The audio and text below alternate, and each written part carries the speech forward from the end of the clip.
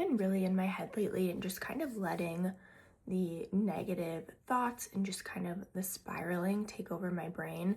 And I recently started reading this book called Rewire, blanking on the author name, but I can put it down below. And she talked about negativity bias. And that's essentially like your brain is always searching for the negatives more than it's going to search for the positives.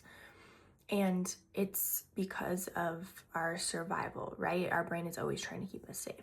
But it was such a good reminder because we can let our thoughts consume us. We can let our thoughts spiral. We can always see the negative, or we can choose to control our thoughts and consciously think of all of the positives and all of the goods and all of the gratitude. And, it's funny because I talk so much about mindset and I teach mindset, especially in terms of the body.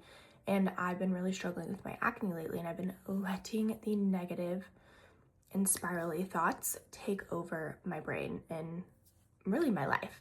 And it's funny how I can teach this and whatnot, but it's still hard to see your own blind spots.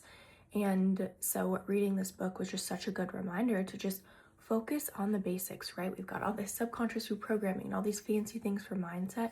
When we get back to the basics and really just try to focus our brain on the positives, those simple things can really make such a big impact. So it's funny, I don't know why, but I kind of wake up in the morning and I usually have like a song playing in my head. I don't exactly know what that's about, but this morning, instead of letting a song kind of replay in my head, I replayed an affirmation, especially because I read that right before bed, so I think that really helped. But my affirmation was, I am happy, healthy, and focusing on the good in my life.